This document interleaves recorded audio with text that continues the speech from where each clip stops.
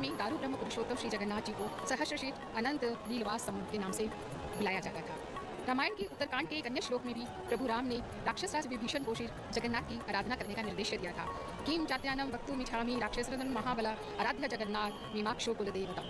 रामायण युग के बाद महाभारत काल में दिव्य नीलाचल के पुरुषोत्तम श्री जगन्नाथ उपासना की जाती थी और ये भी हमें पता चलता है कि महाभारत काल में श्री जगन्नाथ को नारायण के स्वरूप में और श्री जगन्नाथ धर्म को महाधर्म के रूप में माना जाता था। तो ये महाभारत का युग हो या रामायण का युग हो, तब से भगवान जगन्नाथ की पूजा होती आ रही है। रथ पे तीनों प्रभु रथारूढ़ हो चुके हैं और इस परंपरा के साथ अभी जिस तरह से आगे की जो नीतियां हैं, जो परंपराएं, जो संस्कृति में, जगन्नाथ संस्कृति में चल रही हैं, तो शंकराचार्य जी आएंगे तो इन सभी मठों के ऊपर बहुत ही एक जरूरी और जिसको कहते हैं प्रभावशाली सबके कार्य रहते हैं। जगन्नाथपुरी मठों की नगरी है और इन मठों की सेवाएं विभिन्न रूप से विभिन्न जगहों से सभी मंदिर के लिए, जगन्नाथ प्रभु के लिए दी जाती है। शंकराचार्य जी आज से कई सौ वर्ष पहले उन्होंने सनातन धर्म को एक किया था, जब वो चारों धाम द्वारकाधीश, रामेश्वरम, जगन्नाथ धाम और बद्रीनाथ घूम के आए थे। तो उन्होंने सनातन धर्म को एक लय में पुरोया था। बोले थे कि उत्तर, पूर्व, उत्तर, दक्षिण चारों दिशाओं में जो धाम है, हर सनातनी को अपने जीवन काल में चारों धाम अवश्य पूरे करने चाहिए। तो उस समय जो ये परंपरा स्थापित हुई तो उन्होंने पूरी धाम में आके जिसको भोग का दाम बताया और वहाँ पे आके अपने पीठ की स्थापना की, जिसको गोवर्धन पीठ भी कहा जाता है। अभी जो हमारे आज के शंकराचार्य जी हैं, हम उन्हें एक व्यक्ति के रूप में नहीं बल्कि एक अनुष्ठान के रूप में देखते हैं।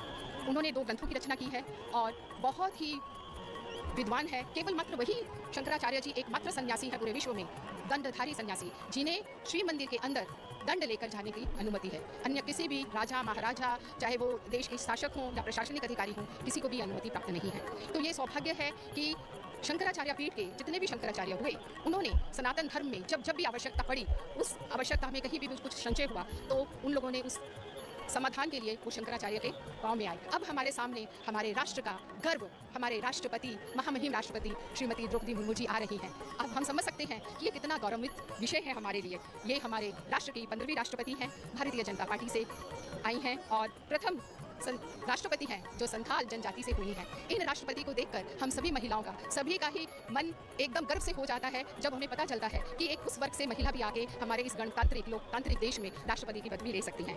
प्रथम राष्ट्रपति है जो कि स्वाधीन भारत में जन्म लिए हैं। रमादेवी वुमेन्स यूनिवर्सिटी में इन्होंने अपनी स्नातकोत्तर शिक्षा प्राप्त की है। मयूरभंज जिले के, यहाँ पे मैं बताना चाहूँगी कि पूरे उड़ीसा में एक मयूरभंज जिला है जहाँ पर महिलाएं जो माँ सुभद्रा का रथ है वो खींचती हैं, देवदलन को खींचती हैं। और हम सब महिलाओं के लिए जब हम समता की बात करते हैं, समानता की बात करते हैं, तो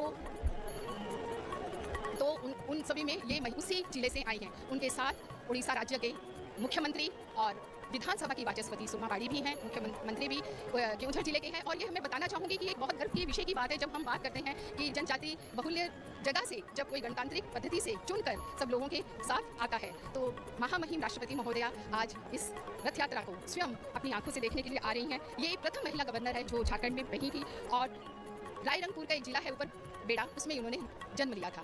और हम सभी का मन गर्व से भर उठता है, अभिभूत उठता है जब हम देखते हैं कि एक महिला जो ये राष्ट्रपति पदवी में पहुंच सकती है। और ये कहना भी अतियोक्ति नहीं होगी कि जब पूरा देश में जब हम कहते हैं कि सबल का राज चलता है, कौन बनते हैं जो बहुत बलशाली हैं, तो उस समय यहाँ पर हम लोग के महिलाओं का प्रतिनिधित्व करते हुए हम लोग को राष्ट्रपति महोदया आई हैं। यहाँ की भारत की उड़ीसा से संस्कृति है जब आज हमारे उड़ीसा राज्य में एक मुख्यमंत्री हैं, एक उप मुख्यमंत्री हैं और एक महिला उप मुख्यमंत्री हैं। तो जिस तरह से जगन्नाथ प्रभु, बलभद्र और सुभद्रा 3 भाई बहन एक साथ होते हैं, उसी तरह का ये प्रतीकात्मक रूप उन्होंने शासन करने के लिए दिया है, जहाँ पे एक मुख्यमंत्री पुरुष है, एक उप मुख्यमंत्री पुरुष है और एक महिला उप मुख्यमंत्री है। और विधानसभा की वाचस्पति जिस तरह से हमारे श्री मंदिर की अतिशास्त्री देवी लक्ष्मी जी हैं, तो महिलाओं का जो जितना योगदान है उसमें वाचस्पति भी महिला हैं, श्रीमती सुमा बाड़ी। केंद्रीय मंत्री जो शिक्षा मंत्री हैं, उच्च शिक्षा के मंत्री हैं धर्मेंद्र प्रधान जी। तो इन सबको हम पाकर सभी जो हैं उड़ीसावासी को बहुत गर्व अनुभव होता है। लेकिन जब भगवान के सामने हम जाते हैं तो मन क्या ही उठता है, मैली चादर ओढ़ के कैसे द्वार तुम्हारे जाऊं, हे पावन परमेश्वर,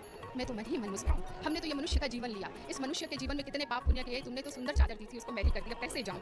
और कहते हैं जग में रहूं तो ऐसे रहूं जैसे कमल का पत्ता रहे, मेरे सब गुण दीप समर्पित हैं गोपाल तुम्हारे हाथों में, नंदलाल तुम्हारे हाथों में। हम अपने को नंदलाल के हाथों में दे दिए हैं, गोपाल के हाथों में दे दिए हैं। और जगन्नाथ प्रभु उन्हीं अबोल नेत्रों से सभी को समदृष्टि से देखते हुए सभी को देख रहे हैं। इस तरह से हम देख रहे हैं कि अब धीरे धीरे प्रभु को रथ यात्रा के समय जब वो रथ में है, बहुत ही सुंदर नथ फूलों की बनी हुई बलराम जी के नसिका में ओढ़ी गई है और पद्म फूलों का हार दिया गया है। पद्म और दूसरे फूलों से सुसज्जित इनके श्रृंगार होते हैं। जिस तरह से एक आदिवासी कन्या अपने को फूलों का श्रृंगार करती है, शंकराचार्य जी सबको प्रणाम करते हुए और सभी को आशीर्वाद देते हुए, सनातन धर्म में, हिंदू हिंदू धर्म में जब भी कोई संकट आता है, जब भी कोई मन में शंका पैदा होती है, तो उनको सिर्फ शंकराचार्य जी के पास जाते हैं कि इस धर्म संकट को दूर कीजिए और हमें गाइड कीजिए, आप जो बताएंगे उन्हीं के अनुसार हम आगे बढ़ेंगे। तो भगवान जी के रथ पे जब भगवान स्वयं विराजमान है, सुंदर पुष्पों से सुशोभित है, वहाँ पे हमारे राष्ट्र के बड़े से बड़े संत आकर जो नमन करते हैं। तो ये एक ऐसी परंपरा है जो बताती है कि चाहे वो संत हो, चाहे वो राजा हो, चाहे वो शासक के अधिकारी हो या लोक नेता हो, सभी को जगन्नाथ प्रभु को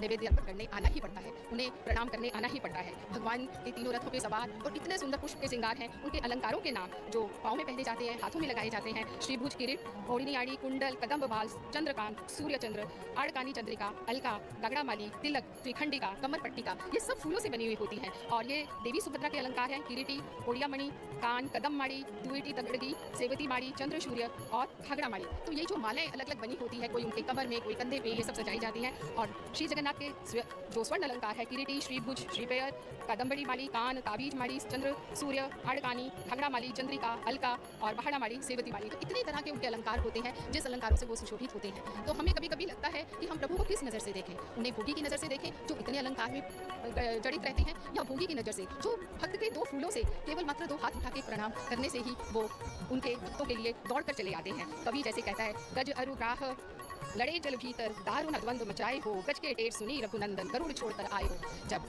गज और राह में जब लड़ाई होती है पानी के अंदर, तो हाथी जब पुकारता है तो भगवान गरुड़ अपना जो उनके जो वाहन है गरुड़ को भी त्याग के दौड़े चले आते हैं। वो तो कहते हैं केवल एक क्षण मात्र की देर है, हे भक्तों तुम मुझे पुकार कर देखो। मुझे जैसे ही टेर मिलती है मैं कोई अपने वाहन की चिंता नहीं करता, पत्नी की चिंता नहीं करता, परिवार की चिंता नहीं करता, मैं साथ साथ दौड़े आता हूँ। तो ये जो पुष्पालक है, जो पुष्पालक सेवायत है, वो विभिन्न बगीचों से ये फूल को इकट्ठा करते हैं और उसको बहुत ही सुंदर कर्णफूल, नथनी, श्रीपेयर, जो हाथों में कंगन पहने जाते हैं, उन तरह के वो जेवर बनाते हैं और उन्हीं आभूषणों से सभी विग्रहों को विभिन्न रथों पर सजाया जाता है। और यहाँ पर अभी हमारे उड़ीसा राज्य के पूर्व मुख्यमंत्री श्रीयुक्त नवीन पटनायक जी पधारे हैं और उन्होंने बहुत ही सरलता से, विनय भाव से अपना प्रणाम राष्ट्रपति महामहिम, केंद्रीय मंत्री और अभी के जो मुख्यमंत्री हैं उनको देते हुए, तो ये एक विनम्रता दिखाती है हमारे उत्कल समाज की कि आप क्षमता में रहें या ना रहें, लेकिन एक दूसरे के साथ सौहार्द भाव रहता है, एक दूसरे के साथ प्रेम रहता है, एक दूसरे को सम्मान करना। ये उड़ीसा राज्य की संस्कृति पूरे विश्व को सिखाती है कि हमें भगवान के द्वार में हम कभी भी अपनी पदवी को लेकर ऊंच नीच नहीं कर सकते, हमें सबको सम्मान देना है, सबको स्नेह के साथ रहना है। इस तरह के जब लोक नायक ये वाली वार्ता सब लोगों को देते हैं तो लोगों में शांति और सौहार्दपूर्ण बना रहता है।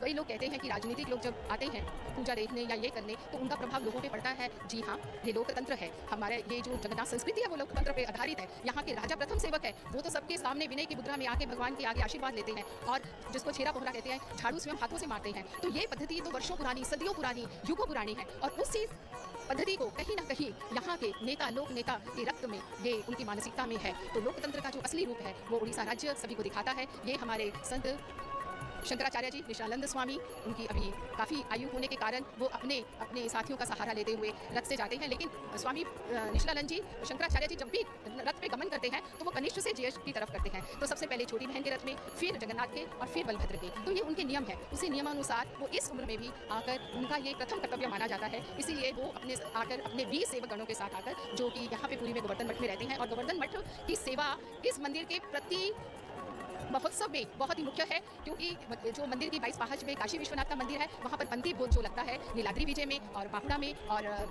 रथ यात्रा में, वो पंथी भोज की सेवा ये गोवर्धन मठ से आती है। तो हमारे प्रभु जगन्नाथ के चारों तरफ जितने भी मोहल्ले हैं, जिसको उड़िया भाषा में साही कहते हैं, वो सात साही हो, चाहे वो यहाँ के मठ हो, सभी की कुछ ना कुछ पवित्र, अनोखी, अद्भुत सेवा इस मंदिर की सेवा से जुड़ी रहती है। और यहाँ पर उन्हें यहाँ की जो उत्कल की यहाँ पे पुस्तक भेंट देते हुए, क्योंकि जब राष्ट्रपति स्वयं आई हैं तो स्वयं चाहते अपने हाथों से हम उनको यहाँ के जो प्रशासनिक अधिकारियों ने जो मंदिर की जो किताब निकाली है उसका उद्घाटन करने के लिए, क्योंकि ये कितना अद्भुत मिलन है, जहाँ पे हमारे उप मुख्यमंत्री भी हैं, वाचस्पति भी हैं, राष्ट्रपति के साथ केंद्रीय मंत्री भी हैं, पूर्वतन मुख्यमंत्री भी हैं। इस तरह का नज़ारा कहीं और देखने को मिलेगा। सभी इस पवित्र पुस्तिका का उन्मोचन करते हुए और सभी को एक आशीर्वाद रूप में देते हुए, जय जगन्नाथ, जय जय जगन्नाथ, जय जय जगन्नाथ।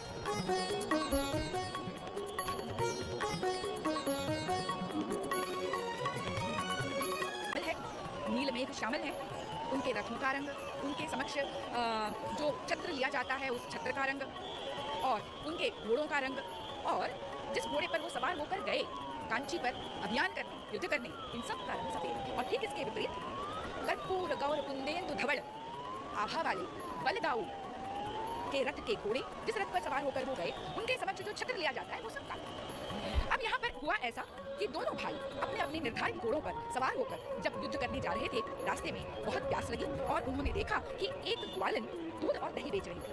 उन्होंने दही खरीदा और जब पैसे मांगे ग्वालन ने, तो उन्होंने महाप्रभु जगन्नाथ ने अपनी मुद्रिका दी और यह आश्वासन दिया कि पीछे से राजा आ रहे हैं और वे इस धनराशि का भुगतान करेंगे। दशाश्रमित होने के बाद दोनों भाई आगे निकल पड़े। थोड़े ही देर पीछे जब राजा अपने समस्त सैन्य बल के साथ आ रहे थे, तो वहां पर उस ग्वालन ने रोक लिया और मुद्रिका को दिखाते हुए धन की इच्छा की, धन की मांग की। राजा समझ गए कि इस बार उन्हें विजयी होने से कोई नहीं रोक सकता। वे आगे गए और कांची विजय करके लौटे। अब जब विजय करके लौटे तो महाराज ने उन्हें कांची गणेश, रत्न सिंहासन और पद्मावती तीनों को दिया। रत्न सिंहासन पर महाप्रभु विराजते हैं और कांची गणेश का मंदिर भीतर बेड़ा में अर्थात महाप्रभु के मंदिर के ठीक पीछे में है, जहाँ पर नित्य प्रति उनका पूजन होता है। और पद्मावती के विवाह की जब बात आई तो फिर राजा अभी भी अपने भीतर अपमान की ज्वाला लिए हुए थे, इसीलिए उन्होंने कहा अब इनका विवाह तो चंडाल से ही करेंगे। मंत्री ने अपनी सूझबूझ दिखाई, पद्मावती को रथ के पास लेकर आए और उन्होंने कहा इनसे बड़ा और कौन हो सकता है जो महाप्रभु के इस तरह से पद्मावती के साथ इनका विवाह हो गया। कांची अभियान निश्चित रूप से महाप्रभु जगन्नाथ की संस्कृति और महाप्रभु के इतिहास के साथ एक बहुत ही सुंदर, कलिंग के इतिहास के साथ एक बहुत ही सुंदर संबंध रखता है। यहाँ पर छेरा बहरा की नीति संपादित करने के लिए महाप्रभु के प्रथम सेवक महाराज यहाँ पर उपस्थित हैं। छेरा बहरा के अंतर्गत बहुत सारे सेवक हैं जो अपना अपना कार्य निष्पादित करते हैं। अगर इन सेवाओं की बात करें तो फिर श्री मंदिर के सेवक समाज में जो कार्यों का जो विभाजन है, श्रम विभाजन है, वो निश्चित रूप से एक उदाहरण प्रस्तुत करता है। हर एक कार्य को करने के लिए अलग अलग सेवक नियोजित हैं। उस कार्य को कोई और नहीं करता, इसीलिए इतने सारे सेवक यहाँ पर रथों के ऊपर भी दिखाई दे रहे हैं। हर एक काम को करने के लिए अलग अलग सेवक हैं। और मादला पांजी में उल्लेख है कि राजा रहे हैं उपासना, ये जमीन तेरी ही मिल्कियत, तेरा अंतरिक्ष में राज है, तू ही जिलाता, तू ही मारता, तू समर्थ राजा था।